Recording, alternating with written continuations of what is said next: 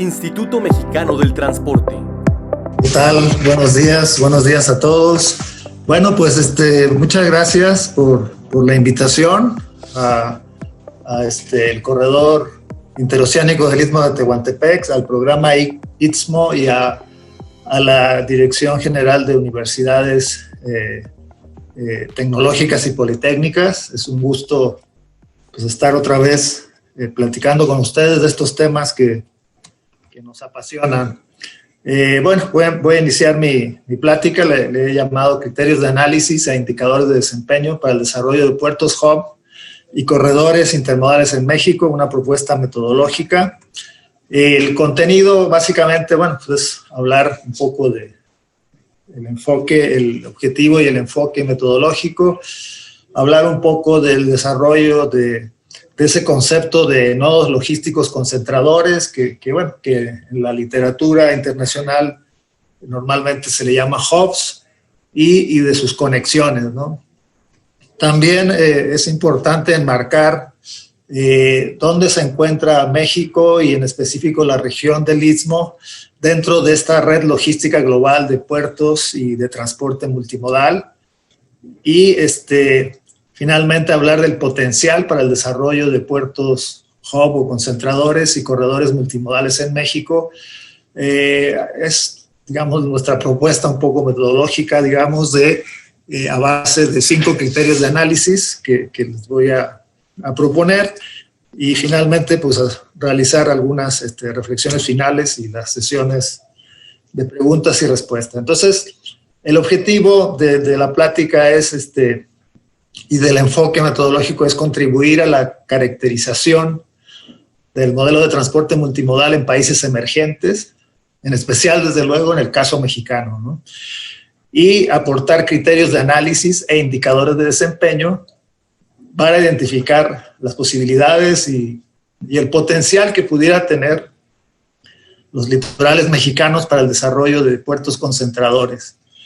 Desde la perspectiva de la geografía del transporte internacional, los estudios regionales y las políticas para el desarrollo portuario. Entonces, nos iniciamos haciéndonos algunas preguntas de investigación, como la siguiente, ¿no? ¿Es factible impulsar actividades propias de redes multimodales y puertos hub en los litorales mexicanos? ¿Cuáles son sus posibilidades dentro de la formación de esta red global de transporte multimodal a la cual no podemos obviar? Y si fuese el caso, ¿de qué tipo de concentradores se trataría? ¿Existen condiciones potenciales o objetivas? ¿O solo realizaremos funciones de alimentación dentro de esa red, ¿no? Y bueno, algo que en lo particular me interesa mucho, pues cuáles son las condicionantes geográficas y económicas para el desarrollo de este tipo de puertos concentradores, ¿no? El enfoque, como les decía, basado en 5 criterios de análisis. En primer lugar, vamos a hablar de los puertos mexicanos en el contexto de los principales ejes intermodales internacionales, la evolución de los flujos de carga intermodal en puertos y fronteras, el ámbito espacial de obtención de la carga de los puertos mexicanos. Es importante entender de dónde se obtiene la carga, de qué ámbitos territoriales, cuál es el hinterland que podemos alcanzar, que tenemos actualmente y que podríamos alcanzar. Algo también muy relevante es la integración multimodal y la conectividad de los puertos, porque podemos tener puertos que en su operación interna sean muy eficientes, pero si tienen una mala conectividad, si no han desarrollado corredores intermodales sólidos, pues van a tener muchos problemas para ser eficientes en la cadena completa, que es lo que interesa ahora, ¿no? La cadena puerta a puerta, como se le conoce, ¿no? Y finalmente hablaré de indicadores de desempeño del transporte de carga, algunos de ellos que hemos estado desarrollando en el Instituto Mexicano del Transporte y que consideramos muy importantes para conocer las tendencias, para tener referencias de cómo estamos frente a otras naciones, ¿no? Entonces, hablando un poco del desarrollo del concepto de nodos logísticos concentradores, de hub, bueno, se dice que es un nuevo modelo de organización del transporte, tampoco es tan nuevo, pero digamos que es algo que está muy vigente y que por lo menos desde hace unas 2 o 3 décadas domina en muchos sectores del transporte, no solo en el marítimo y en el portuario, sino también en el transporte aéreo, ¿no? Y está basado en el modelo de Hub and Spoke, que se convirtió en un nuevo paradigma del transporte internacional. ¿Qué es un hub? Un hub es un centro logístico de concentración, procesamiento y distribución de grandes volúmenes de mercancías, principalmente en el caso portuario movilizadas por contenedores, ¿no?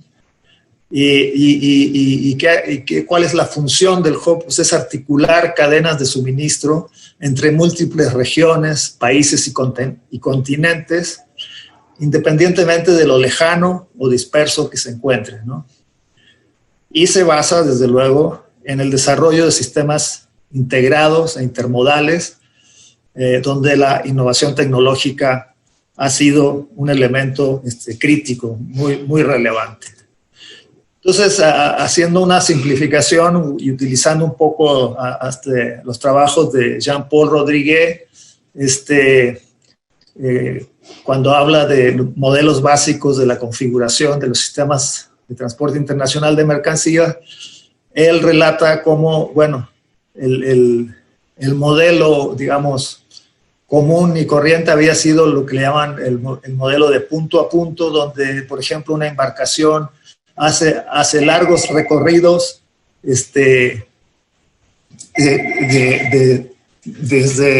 por poner un ejemplo, desde el lejano oriente hasta las costas de Sudamérica, y entonces va escalando puertos en Asia, luego cruza Norteamérica, baja por México, Centroamérica y llega a Sudamérica, y luego la misma embarcación hace el regreso. Ese modelo pues fue modificado. Todavía existe, todavía hay rutas largas que tienen un sentido, pero digamos que de hace, en México al menos un par de décadas, las propias navieras han reestructurado la manera de organizarse y lo que hacen ahora es hacer rutas más cortas en grandes buques, en las rutas que tienen mayor densidad de carga, por ejemplo, las rutas del Pacífico en el hemisferio norte, o las rutas entre Asia y Europa a través del Océano Índico y el Canal de Suez y el Mediterráneo hasta llegar al norte de Europa. Entonces ahí meten grandes embarcaciones y ya no hacen recorridos tan largos, pues ubican puertos donde pueden transbordar contenedores que los toman embarcaciones menores para llevarlos a los mercados más pequeños, ¿no? Los mercados que normalmente se encuentran en el sur, vamos a decirlo, ¿no? En los países emergentes o en vías de desarrollo. Entonces, ¿de dónde obtienen carga los hubs portuarios? Pues de 2 vertientes principales, ¿no? Una por vía terrestre, cuando la carga procede o tiene como destino el hinterland portuario, es decir, la zona de influencia territorial en las regiones interiores de los países o los continentes. Y esa carga, desde luego, entra o sale del puerto pues, por camión o ferrocarril y puedes, según la densidad, pues, generar el desarrollo de corredores intermodales, ¿no? Y la otra manera de obtener carga es precisamente por vía marítima. Cuando en un puerto en cuestión se traspasan los contenedores de un buque, como les decía, de un buque grande a un buque más pequeño para continuar su ruta al destino final. Y en este caso se habla del transbordo, ¿no? Del transshipment. Ahora, en términos generales, ¿cómo se estructura esta red global?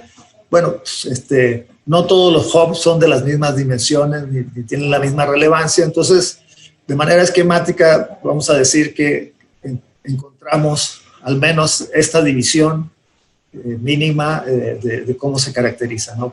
por esos hubs globales, los grandes puertos internacionales que tienen vínculos con todos los continentes, donde arriban las embarcaciones más grandes que existen. Luego hay una serie de hubs que han llamado algunos, bueno, Rodríguez y Noteboom llaman hub intermedios, otros llaman hub regionales, que tienen una escala un poco menor, pero que atienden zonas subcontinentales o de determinado continente y son relevantes y normalmente se encuentran ahí donde se intersectan las rutas este-oeste con las rutas norte-sur, ¿no? Y luego hay una serie de puertos alimentadores que son puertos, digamos, de menor dimensión, de menor volumen de carga, que alimentan a estos grandes hubs y realizan transbordo a través de ellos para llegar al destino final, ¿no?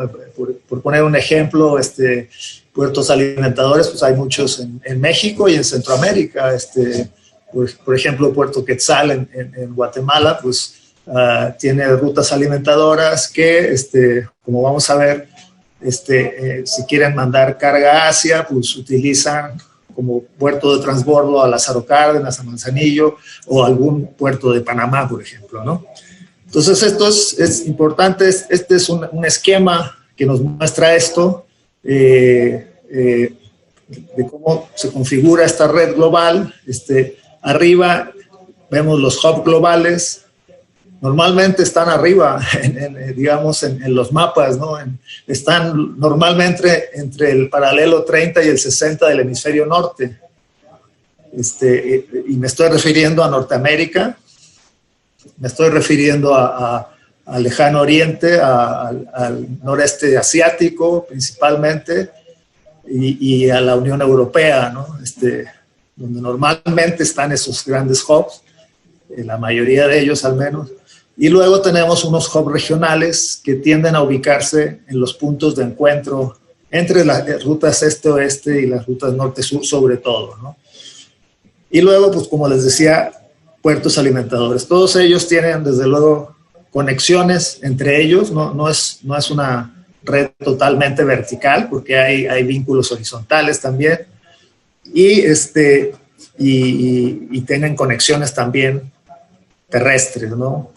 A través de los corredores, ¿no? Este es un ejemplo, por ejemplo, de hubs globales y regionales, medidos en millones de TEUs en el 2014, donde vemos la franja arriba entre el paralelo 30 y 60 del hemisferio norte. Las estrellitas de color rojo son esos hubs globales, y las azules son puertos considerados hub intermedios o regionales, ¿no? Y se demuestra esto, ¿no? Entonces, como les decía, pues la mayoría de los hubs globales están ahí en el hemisferio norte.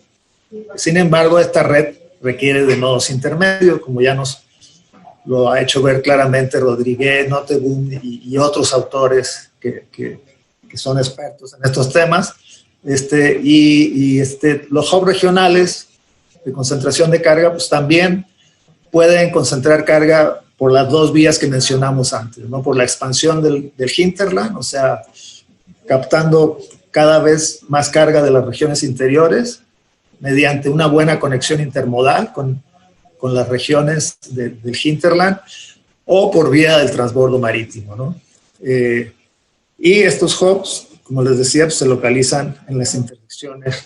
Aquí hay otra figura que también el profesor Rodríguez lo maneja en sus libros, de las principales regiones del mundo donde se realiza transbordo. Y si ustedes se fijan, sobre todo es en esos puntos, en esos cruces interoceánicos o cruces de vías entre los flujos que vienen en dirección este-oeste y los que vienen subiendo del sur, norte-sur o sur-norte, ¿no?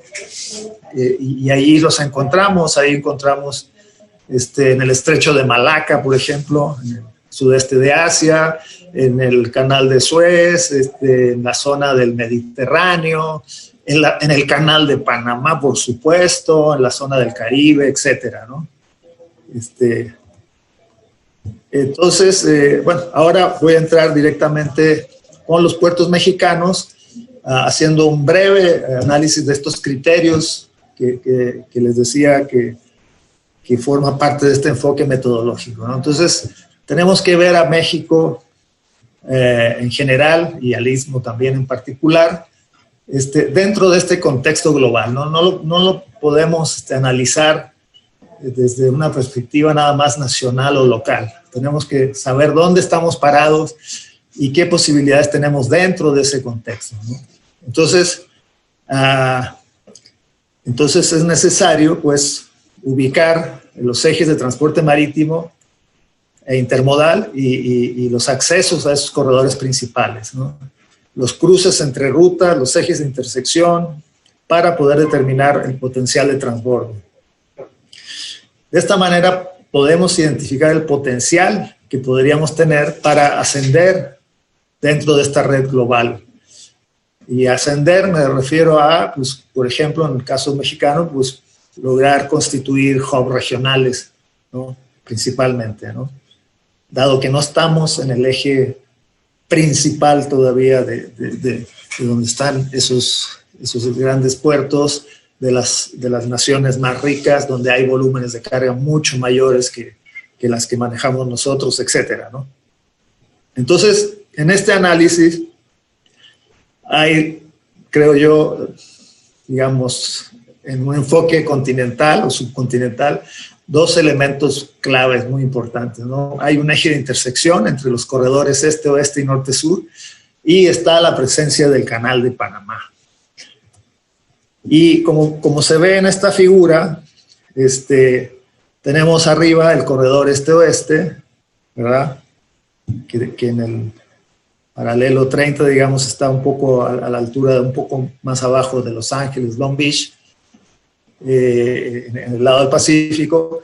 Luego, más abajo, tenemos el Canal de Panamá. Entonces, aquí lo interesante geográficamente es que hay un eje de intersección que vincula las rutas norte-sur con este eje este-oeste.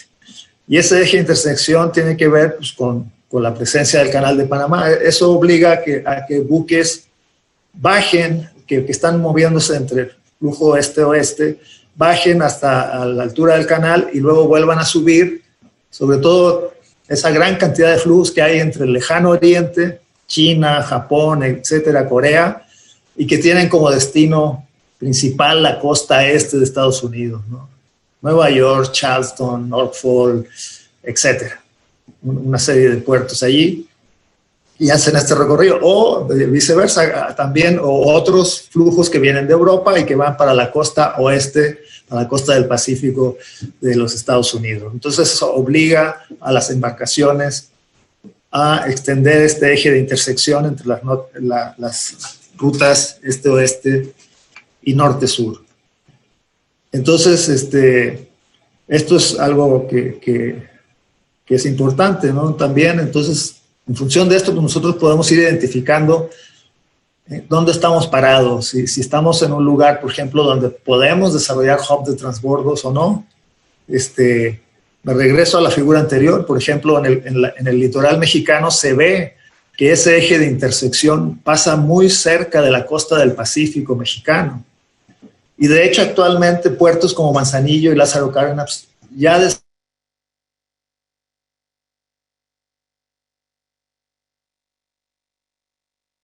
35% de su carga es transbordo. Lo voy a explicar un momento más. En cambio, la costa del Golfo de México es más difícil desarrollar transbordo porque las embarcaciones tendrían que meterse al Golfo de México y volver a salir, o sea, están más lejanos del eje de intersección, y en ese caso implicaría 3-4 días más de navegación entre lo que entran y salen. Entonces, normalmente no son escogidos como puertos de transbordo, ¿no? Eso es importante tenerlo en mente. Entonces, tomo aquí también una premisa de unos investigadores europeos que analizaban el tema de los puertos de transbordo, de los hubs de transbordo en el Mediterráneo, y ellos decían lo siguiente, ¿no? Y ahora lo traduzco, decían: los volúmenes de transbordo de contenedores de un puerto son una función lineal del volumen del tráfico portuario generado por el hinterland y una función lineal inversa de la distancia de la ruta principal de tránsito. O sea, ¿eso qué quiere decir? Que los barcos tienden a preferir a los puertos donde tienen carga local, carga nacional, digamos, y allí hacer movimientos de transporte, siempre y cuando el desvío de la ruta principal sea menor. O sea, siempre y cuando, cuanto menos desvío de la ruta principal, la probabilidad de que se escoja como hub de transbordo es menor. Hay mayor probabilidad de que sea escogido como hub de transbordo si no hay un desvío significativo de la ruta principal. Esto se aplica perfectamente en lo que les acabo de explicar en el mapa, en este mapa, donde vemos una costa del Pacífico muy cercana de esa ruta principal que baja, digamos, del Pacífico estadounidense hacia el Canal de Panamá. En cambio, la parte del Golfo no es tan cercana. Entonces, y esto se refleja en lo que ha estado pasando, ¿no? Por ejemplo, la evolución del transbordo en el puerto de Manzanillo, en Colima. Tenemos, pues, que en el 2005, que apenas fue cuando empezó a darse movimiento de transbordo, pues ha habido un notable incremento con estos datos que tenemos hasta el año 2018, ¿no? Lázaro Cárdenas, este es otro ejemplo importante, ¿no? Entonces, cómo Lázaro Cárdenas, en esta estadística más detallada, nos permite ver cómo se transforma en un hub regional también para atender los flujos comerciales, los flujos de carga que tienen destino Centroamérica y Sudamérica, ¿no? Entonces, como lo muestra este cuadro, es la carga contenerizada con origen o destino en Centro y Sudamérica, que realiza transbordos en Lázaro Cárdenas. Y normalmente toda esta carga viene de Asia, en el sentido de la importación, y se dirige a estos países. Claro, desde luego, también Lázaro Cárdenas tiene un 70% de sus flujos son carga que viene o sale de México, ¿no? Entonces, se cumplen las dos premisas, ¿no? Se genera carga local, estamos cerca de un eje importante del transporte internacional y entonces podamos también, adicionalmente, tener flujos incrementados por las actividades del transbordo, ¿no? Y aquí vemos, pues, la importancia que tiene para casos como Guatemala, Salvador, Nicaragua, Costa Rica, incluso flujos que van más lejos, como a Chile, Colombia, etcétera, Ecuador. Estos son algunos servicios alimentadores que hay en la costa del Pacífico, que precisamente pueden articular desde Manzanillo y Lázaro Cárdenas, quizás en el futuro desde Salina Cruz, a ver si se dan las condiciones, flujos que no solo vienen, como les decía, para México, sino que tienen destino en otros países del continente. Y esto te robustece como un hub importante, como un destino importante, donde empiezan a arribar barcos más grandes. Entonces tienes economías de escala, ¿verdad? Te vuelves más competitivo, porque cuando hay economías de escala, pues el precio por unidad de productos se reduce, ¿no? En el caso del corredor interoceánico del Istmo de Tehuantepec, no se puede obviar tampoco el contexto internacional y regional de los ejes intermodales vigentes, ¿no? Entonces, en ese sentido, quiero mencionar que debemos de fijarnos al menos en dos de ellos que son muy importantes, que siguen siendo muy importantes. Por un lado, los puentes terrestres estadounidenses, lo que ellos llaman los land bridge, que son rutas ferroviarias de ferrocarriles de doble estiva que pueden conectar la costa oeste con la costa este del país, y desde luego el Canal de Panamá. Entonces vamos a ver algunos datos de cómo funciona esto, ¿no? Por ejemplo, aquí tenemos esta figura que armamos de los puentes terrestres estadounidenses desde y hacia los puertos del Pacífico de Estados Unidos. Está tomado desde ese lado. ¿Cómo se comportan los flujos que usan los puentes terrestres? Básicamente son flujos de carga que los que utilizan los puertos terrestres que van hacia la región del Midwest estadounidense, ¿no? Estoy haciendo aquí una raya, pero sí se ve que los flujos principales van hacia Chicago. Incluso aquí, bueno, si metiéramos a los puertos canadienses, también tienen conexiones. Prince Rupert, Vancouver, pues, tiene, bueno, ambos son dos puertos, también tienen conexiones con el mercado estadounidense. Entonces, pero lo que vemos es que lo fuerte de los corredores, de los puentes terrestres, perdón, es conectar puertos del Pacífico de Estados Unidos con el centro de Estados Unidos, con el Midwest, ¿no? Y bueno, y ahí son mercados muy importantes, toda la zona de Chicago, que ahí hay un gran hub ferroviario, el gran centro intermodal del transporte ferroviario de América está ahí en Chicago, pero luego también hay otros destinos muy importantes en Texas, y algunos menores, digamos, pero así es como se distribuye un poco. Entonces, en realidad no hay un cruce de océano a océano, eso es ínfimo, muy limitado, como se puede ver aquí, ¿no? Entonces, normalmente, ¿quién cubre la parte del este de Estados Unidos, de los flujos que vienen de Asia? Pues, sobre todo el Canal de Panamá, ¿no? En esta figura lo que podemos ver es eso. ¿Cuáles son los principales orígenes y destinos de la carga contenerizada que circulan por el Canal de Panamá? En 2018, pues nos muestra que desde Asia, desde el lejano oriente, ¿verdad?, hasta la costa este de Estados Unidos, el 54% de los contenedores están en ese flujo, ¿no? Ida y de vuelta, digamos, pero la mayoría son importaciones asiáticas y lo que regrese de exportaciones del este de Estados Unidos. Ese es el principal flujo, ¿no? Por otro lado, algunos otros flujos importantes, bueno, Europa, costa oeste de Sudamérica, que ocupa el 11%.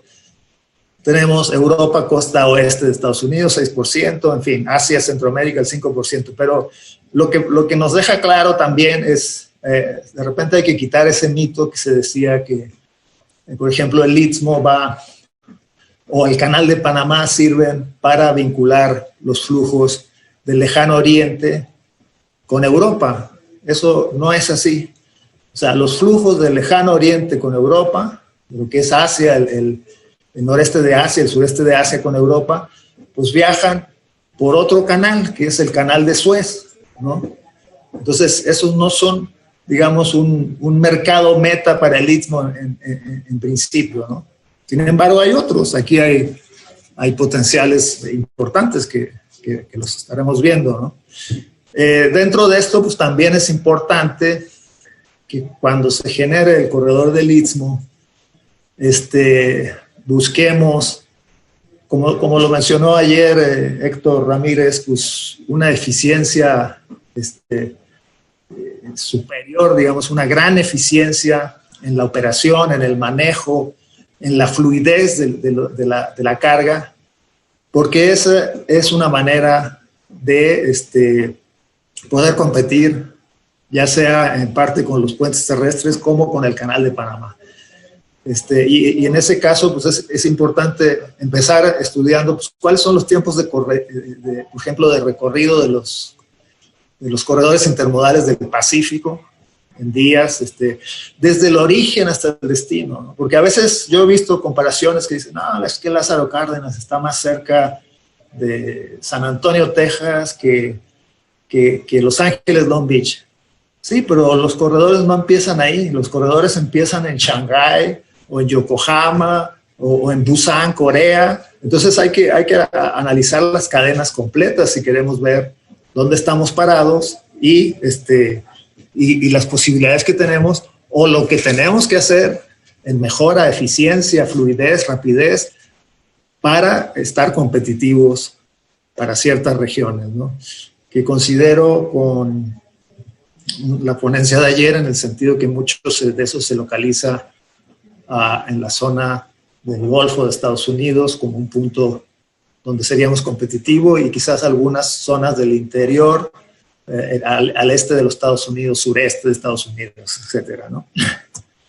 Bueno, otro indicador, otro criterio era un poco es algo muy sencillo, seguir la evolución de la carga intermodal en los puertos y fronteras, sobre todo pues, ir viendo cómo se están comportando, hacer análisis de series de tiempo, líneas de tendencia, escenarios de crecimiento y prospectiva. Aquí, por ejemplo, hay un cuadro que es interesante, y por eso lo puse, porque estoy tomando datos de casi que cuando recién eran los albores de la contenerización en México y datos más actuales, ¿no? Entonces, si se fijan en el cuadro del Pacífico, en el año 88, sorprendentemente, bueno, no tan sorprendente, tiene su explicación, pero si se fijan, Salina Cruz tenía una participación, pues, nada despreciable. Claro, se movía muy poco contenedor, pero casi un 20% se movía por Salina Cruz, ¿no? Había expectativas en esos años porque había uno de los tantos proyectos que se han anunciado de desarrollo del Istmo, ¿no? Y luego, pues hacia el año 17, pues movía cero en carga contenerizada, ¿no? Y actualmente, pues mueve muy poquito. Entonces, claro, desde luego se abandonó la región, tal como se explicó perfectamente ayer. Siempre se hicieron proyectos pensando nada más en el Istmo como un cruce interoceánico sin plantear el tema del desarrollo local y el desarrollo regional. Entonces, como no funcionaba, al principio nada más enfocarlo como un cruce sin meter este otro componente, entonces pues, se abandonaba, ¿no? Y eso se refleja muy bien en este cuadrito, ¿no? En el 88 teníamos 4 puertos en el Pacífico que se repartían el pastel, digamos, ¿no? En el 2007, pues básicamente hay 2, ¿no? Manzanillo y Lázaro Cárdenas, y por ahí un poco Ensenada, ¿no? En fin, el Golfo también, bueno, Coatzacoalcos en esa época tenía un 4%, no, la verdad no era mucho, pero sí es más que lo que tiene ahora, como porcentaje al menos, ¿no? Entonces, bueno, un tercer criterio, el ámbito espacial de obtención de la carga de los puertos, ¿no? Para conocer el potencial de los puertos, pues es preciso analizar de dónde se obtiene la carga. Y aquí tomo una cita de Nottebohm que dice que la batalla competitiva entre puertos se librará cada vez más en tierra, ¿no? Y eso se refiere a la conectividad con el hinterland, las conexiones con el interior. Es un área clave para la expansión y consolidación de los puertos. ¿Cómo me vinculo con el territorio? ¿Qué tan amplio es esa vinculación? ¿Qué tanto la puedo expandir territorialmente y seguir siendo eficientes y competitivos, ¿no? Entonces aquí hicimos 3 criterios de clasificación: el alcance espacial del hinterland, la cobertura territorial y los servicios y conexiones intermodales de cada puerto. Y bueno, esto ya es un resumen, digamos, pero nosotros identificamos que hay en México, pues la mayoría de los puertos tienen lo que se llama un hinterland tradicional, o sea, normalmente la zona más cercana al puerto, las zonas contiguas al puerto. Y en cuanto a conexiones intermodales, pues se destacan por una escasa integración modal, flujos débiles, escasa participación del ferrocarril, carencias de servicios de infraestructura especializada, ofertas solo de servicios tradicionales, pero no digamos, de diseño de cadena de suministro o de logística más avanzada. Luego tenemos puertos que han empezado a crecer, que tienen un hinterland ampliado, que tienen una vinculación multirregional, y vemos también que hay una infraestructura y servicios especializados, hay terminales intermodales, desarrollo de servicios de trenes de doble estiba, corredores intermodales, en fin, la presencia de operadores de transporte multimodal, de agentes de logístico. Hay una especialización y hay una masa crítica que permite eso.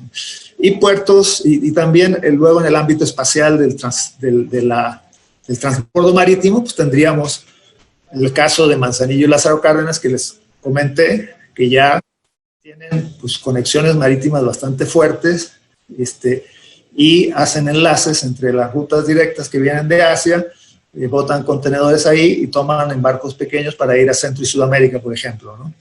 Y lo hacen de manera pues, más o menos eficiente para poder mantener ese flujo, ¿no? Entonces, luego me paso rápidamente para no, a ver cómo voy de tiempo. Sí, todavía voy bien. El cuarto criterio es precisamente la integración multimodal y la conectividad de los puertos, ¿no? Entonces, el desarrollo del transporte multimodal es esencial para fortalecer la posición competitiva de los puertos mexicanos, y esto obviamente será clave en el desarrollo del corredor del Istmo. Nosotros en el IMT desarrollamos un modelo de asignación para identificar en la actualidad cuáles son los principales corredores intermodales del país, donde se da la combinación de, buque, ferrocarril, ¿no? En el movimiento de carga contenerizada, ¿no? Y eso pues, nos permitió caracterizar los principales pares orígenes-destino, los arcos y nodos relevantes en la red, identificar la densidad de los flujos, los tipos de productos y tendencias de crecimiento, ¿no? Entonces, por ejemplo, este es un mapa que refleja eso, el modelo de asignación que realizamos en el IMT, donde se observa claramente cuáles son los corredores intermodales más densos y si se fijan, otra vez están vinculados, en el caso de los puertos, a Manzanillo y Lázaro Cárdenas en el Pacífico, a Veracruz en el Golfo, y desde luego uno de los principales es hacia la frontera norte, sobre todo desde el centro del país, pasando por el Bajío hasta el Nuevo Laredo, ¿no? En fin, ahí hay un indicador de cómo está la situación actualmente y cómo hay ciertos corredores que sí se han ido consolidando, corredores intermodales, pero pues todavía hay muchas regiones del país que podrían tener y que tienen potencial intermodal para desarrollar, ¿no? Esto es, bueno, es una foto,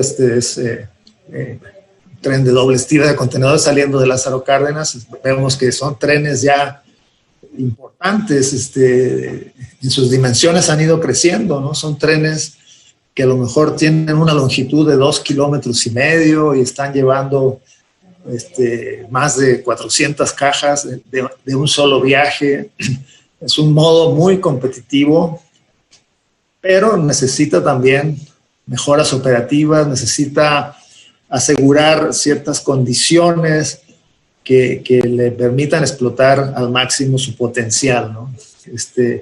Y algunos de los conflictos a veces que son de tipo social que afectan este tipo de corredores, como pues, el año pasado, por ejemplo, pues, más de 2 meses bloqueada la vía de Lázaro Cárdenas por una protesta de unos maestros que no tenía nada que ver con el puerto, pero pues que le dio la torre al puerto, porque imagínense, pues 2 meses paralizado esto, pues lo que se armó allí, ¿no? Y buscar, pues meter todo esto que movía el ferrocarril, que en un momento dado estaba moviendo el 40%, buscar meterlo en camiones, con todos los conflictos, con el aumento de costos que implica eso, en fin.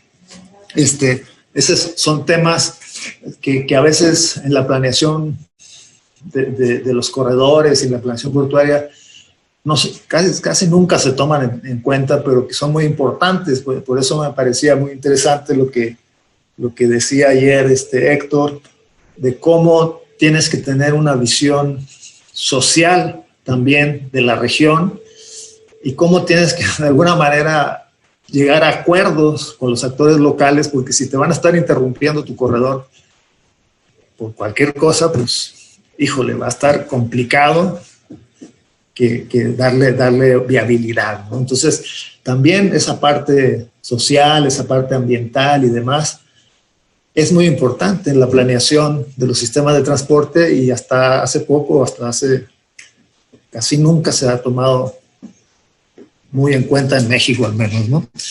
Yo creo que últimamente sí empieza a tomarse en cuenta, pero yo creo que esos son aspectos claves que no podemos dejar de lado.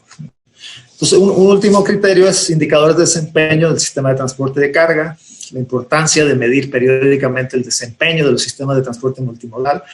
Nosotros desarrollamos un sistema de indicadores, sobre todo marítimo portuario, y bueno, y con un enfoque multimodal también. En el IMT hemos estado trabajando esto un poco esporádicamente porque han cambiado la administración de la Coordinación General de Puertos y Marina Mercante, pero ya precisamente esta semana volvimos ellos ahora bajo una nueva mando, volvieron a manifestar que esto les interesa mucho y queremos poder consolidarlo, ¿no? Entonces, mediante el desarrollo de indicadores estratégicos, pues se servirían de apoyo a la autoridad para la evaluación de planes y políticas portuarias y de transporte, para la priorización de acciones e inversiones. Generamos este sistema de indicadores que pensamos que ayuda a una interlocución con los actores que se basa en datos duros, que eso es importante, ¿no? Y permite también un sistema de indicadores de análisis de tendencias requerido para la planeación prospectiva, información de valor para usuarios, prestadores de servicio e inversionistas. Y bueno, y es importante, claro, mantener la calidad y el sistema de información en el tiempo para hacerlo oportuno también, ¿no? Entonces, nosotros lo que creamos aquí es un sistema que busca identificar factores críticos, en primera instancia, de los puertos mexicanos, ¿no? Mediante un enfoque intermodal de la cadena logística marítimo-portuaria. Entonces lo agrupamos en 3 bloques de indicadores o interfaces, ¿no? La interfase buque-puerto, desde que arriba el barco al puerto, tiene un muelle donde atracar, tiene que fondearse en espera de muelle, en fin, cosas de ese estilo. Luego la operación portuaria en la terminal, qué tan eficiente es, cuánto tiempo se pasan los contenedores en el puerto, qué tan rápido es la salida, y finalmente la interfase del puerto con el hinterland, con su zona de influencia territorial, o sea, de la parte terrestre, digamos, del puerto hacia las regiones interiores, en el centro del país, en el norte, donde la región que sea, ¿no? Entonces la idea era formar una especie de cuadro de mando con indicadores claves que se vinculan entre sí, ¿no? Entonces hicimos una propuesta de 20 indicadores y hicimos algunos análisis que les voy a mostrar ahorita, ejemplos nada más porque no da tiempo para detalles de esto. Entonces, como les decía, indicadores en la interfase buque-puerto, por ejemplo, el tiempo de fondeo de los buques, el uso de la infraestructura de muelles, o sea, qué tan intenso se usa, la productividad de la carga y descarga en muelle, son datos esenciales y que se interrelacionan, ¿no? O sea, el tiempo de fondeo de buques puede darse porque a lo mejor mi productividad en muelle es muy baja, ¿no? Ahora, si yo tengo una productividad bastante alta en muelles y todavía tengo fondeo, bueno, a lo mejor la infraestructura del puerto es insuficiente, por ejemplo. Entonces tendría que estar pensando en ampliar las terminales o crear otra nueva terminal, etcétera, ¿no? Entonces se van vinculando, ¿no? Luego en la parte, por ejemplo, de indicadores de la interfase de la operación en portuaria, hay algunos indicadores muy importantes, la intensidad de la ocupación de las terminales, qué porcentaje está ocupado, pero por ejemplo, estoy señalando algunos, ¿no? También se relaciona mucho con el tiempo de estadía de la mercancía en la terminal, ¿no?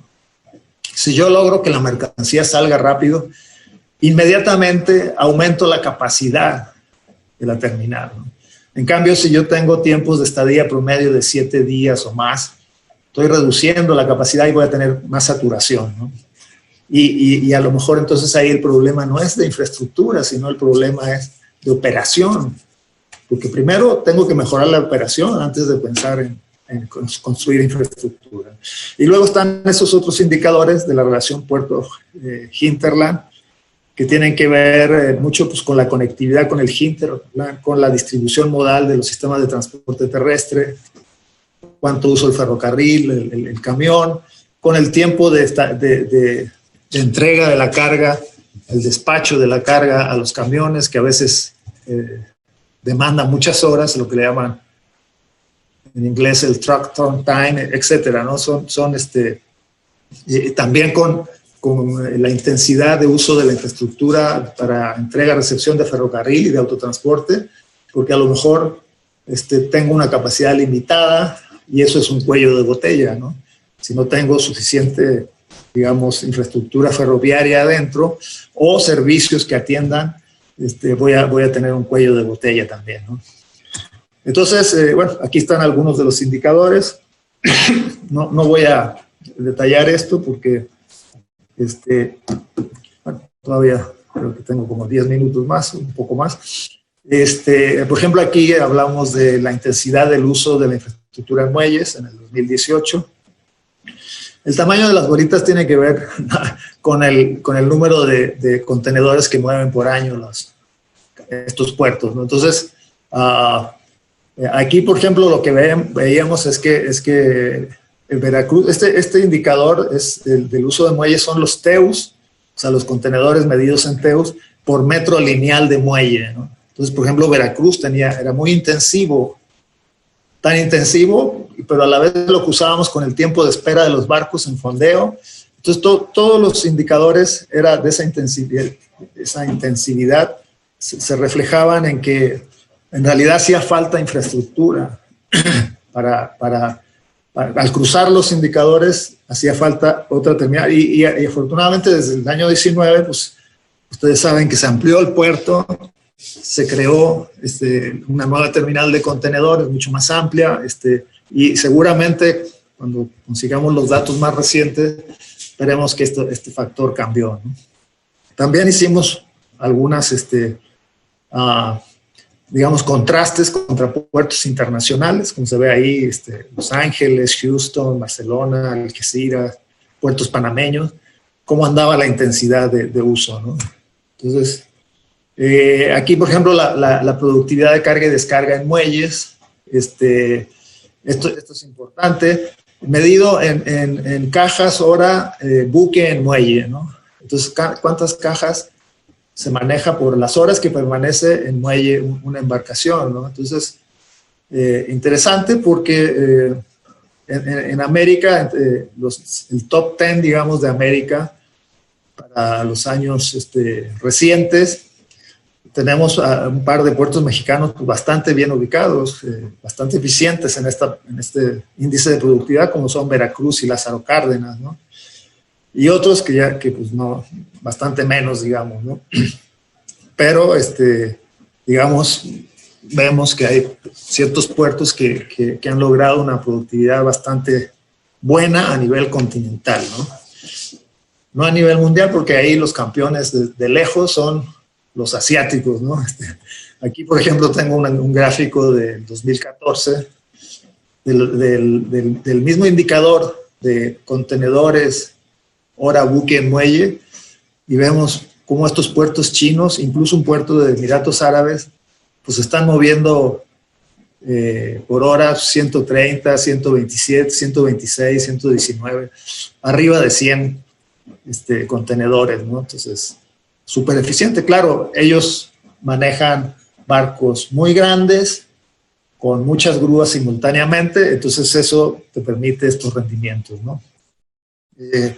Intensidad de la ocupación de las terminales, esto es, como les decía, importante, relaciona si la terminal está saturada o no, cuál es el porcentaje. Aquí vemos en los puertos mexicanos en general, bueno, Manzanillo sí tiene un cierto nivel de saturación en el uso de terminales, los demás manejan datos, digamos, que no reflejan ninguna saturación, ¿no? Y sí sabemos que Manzanillo, pues, es el principal puerto de contenedores en México y pues está bastante saturado, sobre todo en las temporadas pico, ¿no?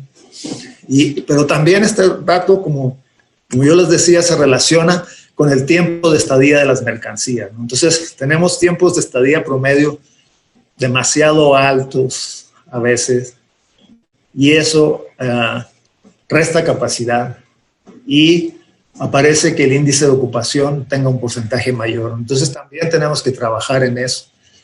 Y esto tiene que ver con aduanas, con la ley aduanera, con el papel de los actores de la cadena logística para el desalojo rápido de los flujos.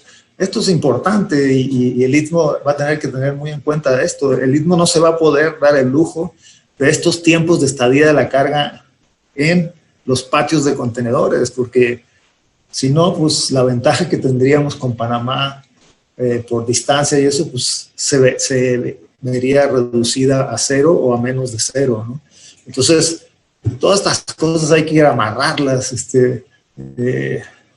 con acuerdos y con una forma que nos dé una fluidez mucho más exhaustiva e importante. Si no, las cosas no se van a dar, ¿no? Entonces, son cosas que hay que tomar en cuenta cuando venga el momento.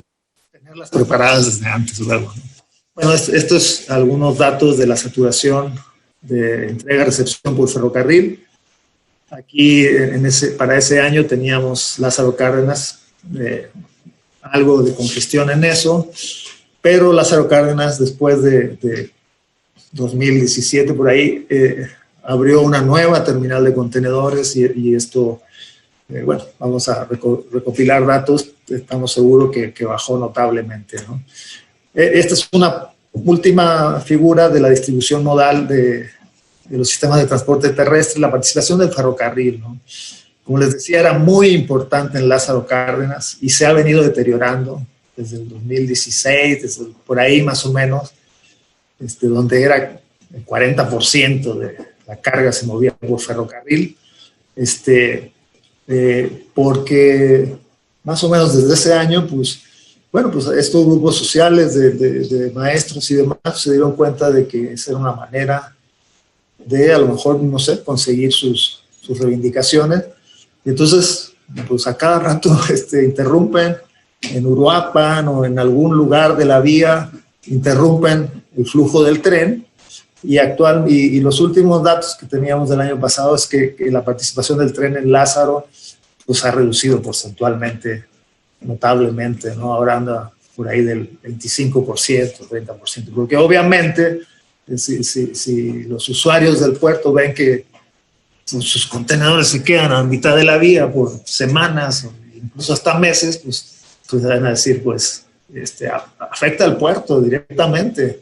De hecho, si ustedes ven, con pandemia y todo, Manzanillo tuvo un retroceso el año pasado como del 5% apenas y Lázaro Cárdenas de arriba del 20%, ¿no? Entonces, esto afecta mucho y estas cosas tienen que solucionarse si queremos realmente tener corredores intermodales eficientes, competitivos y demás, ¿no? Reflexiones finales, ya estoy acabando, no se me desesperen. Entonces, bueno, pues el desarrollo de los puertos concentradores, queda claro que no lo podemos entender fuera de este contexto de una red global de transporte multimodal, ¿no? No podemos obviar estas cosas y tenemos que tomarlas en cuenta para tomar buenas decisiones en dónde está nuestro potencial, a qué podemos aspirar y cómo podemos engancharnos en esa corriente, ¿no? Entonces, y es claro que en México y Latinoamérica este proceso no se da generalizado, ¿no? Tiene condiciones geográficas, económicas y operativas, ¿no? Hubo un boom a principios de este siglo, sobre todo en la primera década de este siglo, donde todos los puertos en los países latinoamericanos querían tener, todos los estados con litorales, las provincias con litorales querían tener su hub concentrador, ¿no? Y obviamente eso no es posible. Un hub precisamente concentra carga en determinados puntos específicos. Si yo estoy concentrando, pues no puedo tener una cantidad enorme de hubs, eso no es factible, ¿no? Entonces, bueno, algo importante pues es esto de la planeación de lo portuaria y multimodal, que tiene que considerar el impacto de los nuevos modelos de organización del transporte, estar atento a lo que hay como cambios, la modificación de los ejes y corredores continentales, los cambios organizativos y tecnológicos, el desarrollo de corredores intermodales competitivos,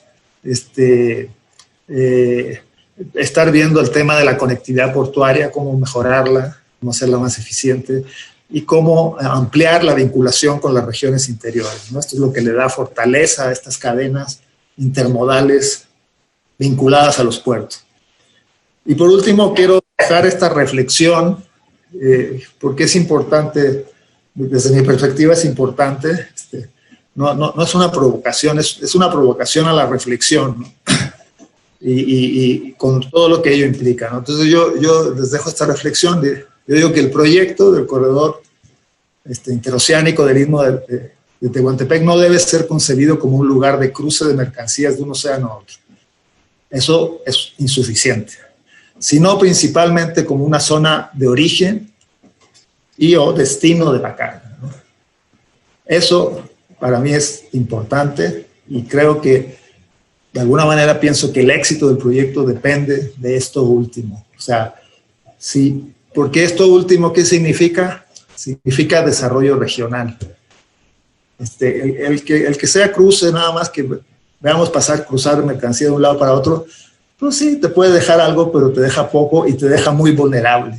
Porque ante un cambio de decisiones de política, de los grandes carriers, de los grandes consorcios navieros que hay, pues igual te quedas sin nada de repente, ¿no? En cambio, si tú generas carga, empiezas a generar carga, por eso digo que sea concebida como una zona de origen o destino de la carga.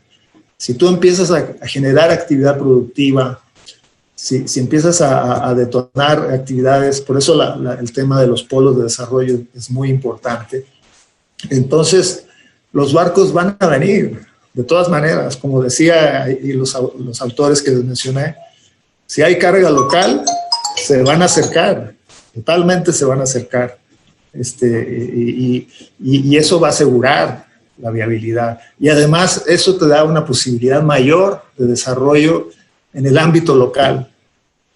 Eso es lo que realmente te da la posibilidad de ese cambio en la región del Istmo y del sur-sureste, ¿no? Que seas origen o destino de la carga, ¿no? Ya sea que ese destino que llegue insumos y tú los puedas transformar ahí y luego sacar, ya sea que tú potencies tus productos regionales y los puedas sacar al mercado global. Entonces, no me importa tanto si están cruzando de Asia a Norteamérica por ahí o viceversa, sino que yo aquí ya tengo un núcleo productivo que me genera volumen, densidad de carga, y eso me consolida el corredor, sobre todo, ¿no? Bueno, ese era mi mensaje. Muchas gracias. Solo quería ponerles otro tema que no toqué aquí, pero es importante, es la resiliencia de los corredores intermodales. No sé si se fijaron, pero hoy amanecimos, yo al menos amanecí con esta noticia. Esto está pasando ahora mismo en el canal de Suez. Resulta que se varó este barco, algún problema tuvo, ha bloqueado la vía y hay unas colas enormes de buques. Son buques, los buques más grandes del mundo, los de 22,000, 23,000 teus, circulan por esta vía, en la ruta que yo les decía, del lejano oriente a Europa.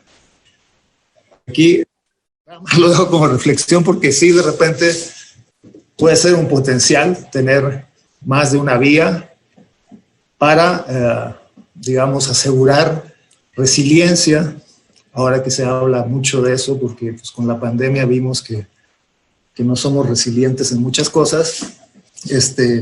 Entonces, ese es otro tema importante que el Istmo también puede buscar aprovechar de alguna manera, ¿no? Entonces, muchas gracias. Esto sería todo. Pues adelante si hay comentarios. Muy bien, agradecemos esta gran aportación para el área de logística, ya que es de vital importancia conocer indicadores de desempeño de los sistemas de transporte de mercancías. Agradecemos al doctor Carlos Daniel Marnet Peyrelón. Daremos inicio, antes de dar inicio a la sesión de preguntas y respuestas, le cedemos la palabra al licenciado Héctor Ramírez. Adelante, licenciado Héctor. Sí, muchas gracias. Sí, es parte de las preguntas, de los comentarios que nos solicitó ahorita Carlos. Primero, antes que nada, Carlos, excelente. Nos ubica mucho en la realidad y en los temas que debemos tomar en cuenta y ser muy cuidadosos con estos datos, ¿no? Un comentario que yo quiero hacer tiene que ver con algo que tú notaste muy bien, la diferencia entre un lugar de paso de mercancías y un espacio para emprender un programa de desarrollo. Así es como lo comentas, y tiene que ver con tu última observación. Esto fue concebido como un programa de desarrollo regional que tiene como uno de sus componentes, de los componentes de la estrategia, un corredor logístico, pero el propósito fundamental es, desde luego, obtener valor agregado, como lo hace Panamá y muchos otros lugares, por el paso de mercancías. Pero el objetivo fundamental es promover, y hay una serie de programas para fortalecer la actividad productiva local y convertirlo en un lugar en donde se produzcan mercancías o se transformen en materias primas para convertirlos en bienes finales, y que el corredor nos sirva para ubicarlos en los mercados. Yo creo que la apreciación que nos haces coincide con el propósito fundamental de lo que es este organismo descentralizado que se creó apenas en 2019. Eso por un lado. Por el otro, como tú sabes, ahorita en el corredor operan 3 empresas. Cada puerto es una empresa y el ferrocarril es otra empresa. Nuestro convencimiento es de que esto debe operar de manera distinta y es parte de los temas que tienen que resolver. El tema es que no solo es de infraestructura, digamos, lo que tenemos que resolver, sino de todo lo que tiene que ver con los sistemas, como mencionaste, sistemas aduanales, sistemas de agilización de trámites, de tal manera que se logre la eficiencia y se evite la permanencia demasiado tiempo de las embarcaciones y de los contenedores. Entonces, con relación a esto, ¿cuál sería tu opinión, Carlos, con relación a la necesidad de que esto funcione como una sola empresa, como sucede en Panamá y como entendemos que sucede en los otros corredores interoceánicos?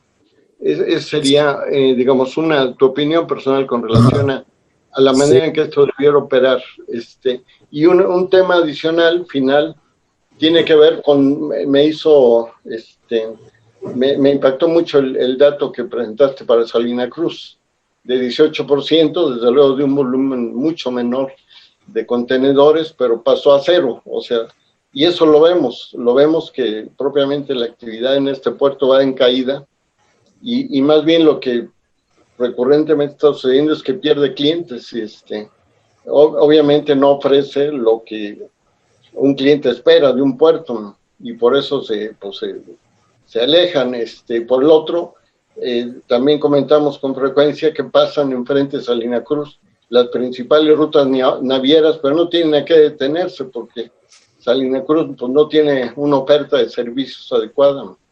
Esos serían mis comentarios y preguntas, Carlos. Sí. Te agradezco mucho la exposición, me pareció muy bueno. Gracias, Héctor.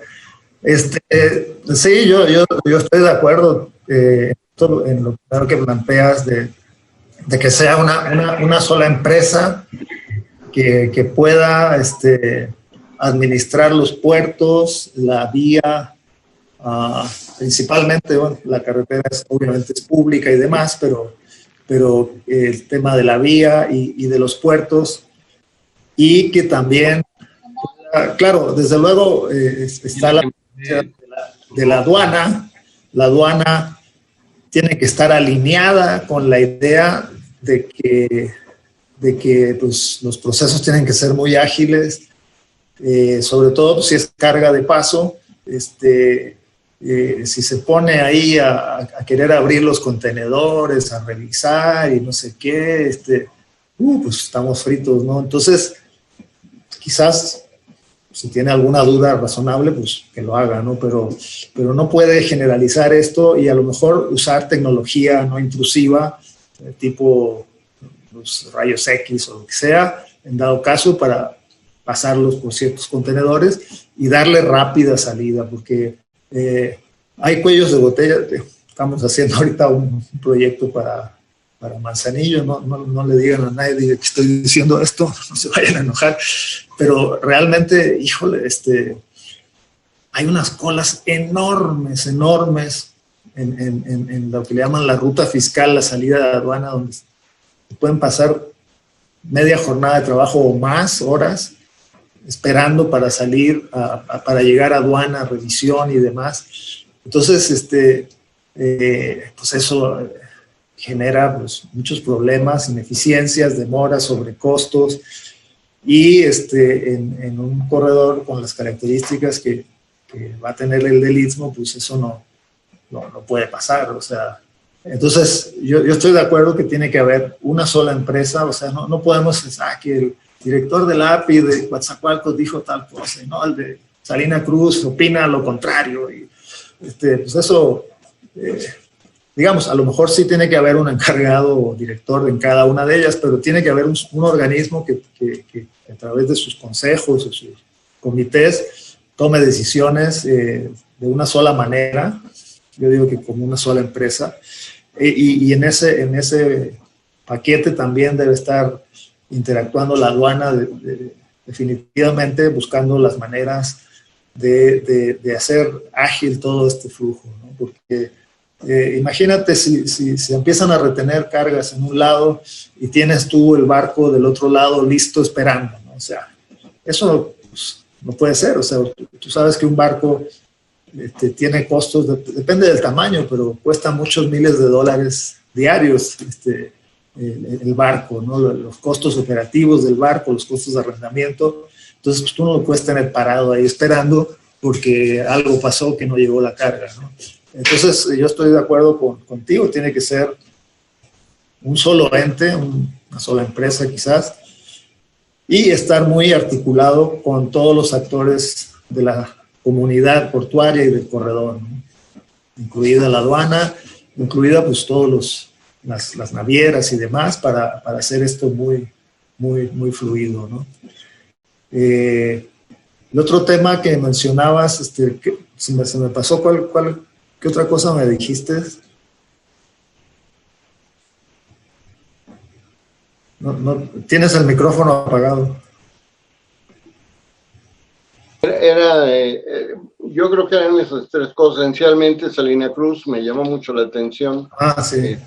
Que se vino abajo, pues obviamente hay algo que no se hizo mal y bueno, pues el resultado es el que vimos en tu estadística. Lo de una sola entidad como medio de obtener eficiencia, calidad en el servicio y competitividad.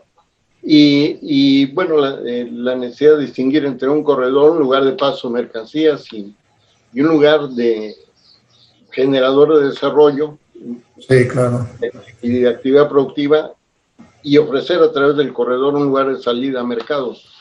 Exacto. Yo creo que eran los temas, Carlos, fundamentalmente. Te agradezco mucho la respuesta, ¿no? Gracias. Muy bien, continuando con la sesión de preguntas, pregunta Juan Carlos Martínez. Tomando en cuenta su conocimiento y experiencia, para el caso del Istmo de Tehuantepec, ¿cuál sería una óptima eficiencia en el transporte de ferrocarril? 1, 2, 4 o hasta más vías. ¿Y cuál sería la velocidad promedio? Tomando en cuenta los buques de carga de contenedores actuales y futuros, para evitar el almacenamiento de estos en los puertos. Bueno, el tema de cuántas vías, yo creo que eso depende eso te lo va marcando la tendencia de los flujos de carga que manejes, ¿no? A lo mejor tú puedes empezar con la vía actual, con las laderos que tenga, con las mejoras que le están haciendo a la vía, corrigiéndole curvaturas, pendientes y demás. Tú puedes arrancar con eso sin problema, ¿no? Eso te va a dar para mover seguramente miles de contenedores sin problema, ¿no? Y por eso yo hablaba un poco de la importancia de los indicadores y de llevar un seguimiento exhaustivo de las tendencias que se empiezan a manifestar y en función de eso, pues empezar a ver cómo se va comportando el mercado y cómo voy yo teniendo una planeación. Digo, la planeación la puedo empezar a tener desde antes, ¿no? A lo mejor yo puedo decir, cuando llegue a tal nivel, pues yo ya empiezo a construir una segunda vía, por ejemplo, ¿no? O ampliar laderos primero, ¿no? A tener muchos más laderos para que se me facilite el tránsito de los ferrocarriles. Ahora, la velocidad del ferrocarril no me preocupa tanto. Lo importante es la confiabilidad, ¿no? Que no haya detenciones, que tú puedas fluir, ¿no? O sea, si los ferrocarriles de carga y de contenedores, esos que les mostré, por ejemplo, de 2,5 kilómetros y hasta 3 que hay ahora, Obviamente sus ferrocarriles nunca van a ser de alta velocidad, son ferrocarriles pues, que llevan mucha carga, son pesados, y bueno, si tienen una velocidad de 50 kilómetros, pues está perfecto, o sea, no hay problema, ¿no? A lo mejor, como promedio, por ejemplo, es buenísimo, ¿no? O sea, y eso significa que hay tramos donde siempre hay más rápido, otros vas más lento. Entonces, a mí no me preocupa tanto eso de la velocidad, me importa más la confiabilidad, ¿no? Que aunque tú vayas a 40, pero sea constante y tengas horas de llegada, horas de salida y horas de llegada que sean confiables, eso es lo importante. Que eso es lo que nos pasa mucho a veces, por eso algunos clientes a veces no se suben tanto al ferrocarril, porque de repente pues se tardan en las salidas, que no sé qué, y luego en las llegadas en recorridos muy largos. Aquí es un recorrido corto, son 300 kilómetros, pero en recorridos, te digo, de otros puertos hacia el interior del país, pues, van teniendo paradas intermedias, entonces se vuelven a veces poco confiables en ese sentido. Esas son áreas de oportunidad que las líneas ferroviarias han ido, digamos, atacando y mejorando, pero eso es un indicador más importante, el indicador de confiabilidad, ¿no? Ok, muy bien. Ya por cuestión de los tiempos, anexaría una pregunta más de Armando Orozco. ¿Cómo mejorar la competitividad de los puertos mexicanos frente a otros países? Bueno, los puertos mexicanos, y como les mostré ahí en algunos indicadores, no crean que están tan mal en eficiencia, ¿no? Sobre todo, son muy buenos en lo que llamamos nosotros la primera maniobra, que es de buque a patio, ¿no? La carga y la descarga. Los indicadores están bastante bien. En ese sentido, la reforma portuaria de los años 90 fue exitosa. Hay muchos puertos que han ampliado su infraestructura de manera importante, y también la tecnología con la que manejan sus procesos, sus operaciones, ¿no? Tenemos en Lázaro Cárdenas una terminal semiautomatizada, que toda la parte de carga y descarga de buques, bueno, toda la parte del patio de contenedores es totalmente automatizada. En fin, yo creo que en ese sentido tenemos el nuevo puerto de Veracruz, unas instalaciones excelentes, digamos, y un potencial de expansión para muchos años, ¿no? Por ahí Manzanillo quizás en unos años más van a necesitar una ampliarse en la laguna de Cuyutlán, etc.